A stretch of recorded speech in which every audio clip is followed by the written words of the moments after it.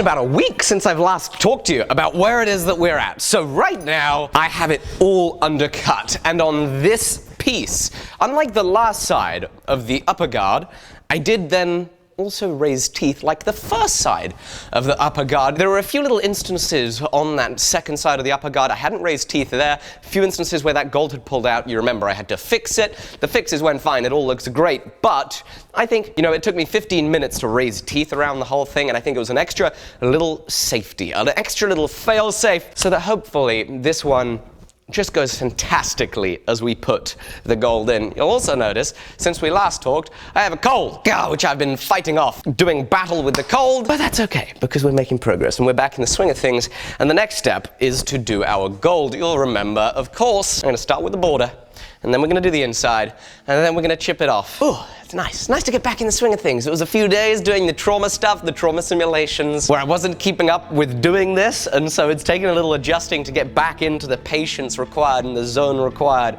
to really focus on it. But we're getting there. So it's time to throw some gold in the steel.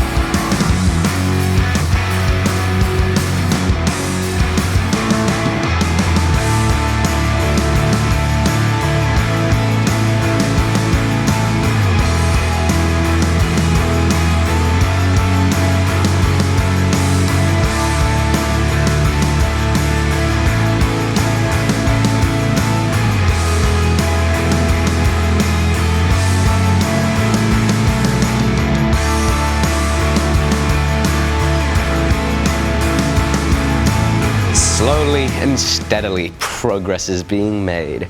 Oh yes, the gold is in. And have a look at just the whole ensemble for a second here. We haven't seen the whole thing in a while. And holy moly! With a handle on there, this is gonna balance exactly where I wanted it. It feels so good.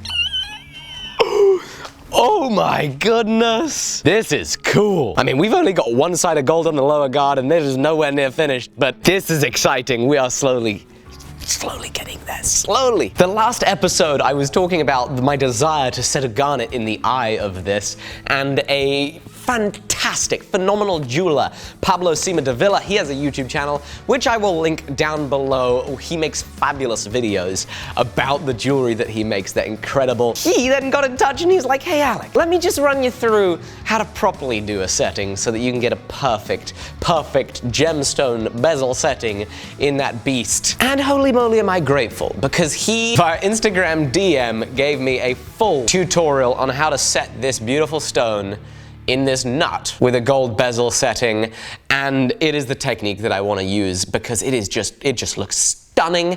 He even wished me good luck, so thank you, Pablo. I'm very grateful, and I hope that all of you guys watching go check out his channel. He sadly didn't publish this tutorial, but he's got some phenomenal work on jewelry. What's even more mind-blowing is he sent me some tools to help along the way. Pablo, thank you so much. I'm gonna get practicing very soon because I'm pretty certain the deal was you teach me how to do that in those wonderful photos you sent, and then I have to do the best job possible, which makes me so excited, very daunted, because I have set one stone in my life before, but very excited to just keep raising the bar, just keep learning more, pushing what it is that I can make further ahead, so that hopefully with every project I make, I am improving, I am learning, I am increasing my skill, making a better end result. And what a thrill that is, because I think this Viking sword with gold inlay and a beautiful twist Damascus pattern, this sword which so far has taken me over 20 days to make, and I still have a lot of time to go, and this piece, which will be,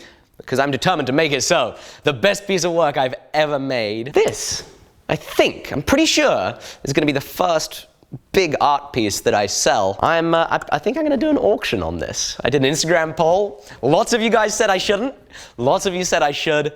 And I'm really excited for the prospect of getting my art pieces out into the marketplace in the hands of someone that really wants them. So I am thrilled with this project, my best ever piece to date, to hopefully start selling my work, because I hope to make a lot of really beautiful works in the future, and this is such an exciting piece to have as my first one out there in the world. I can't thank you guys enough for watching. Holy moly. Thank you, Pablo. Check out his channel down below. I cannot wait to keep cracking on this sword, and I'm very much looking forward to seeing you then. Thank you. Bye-bye.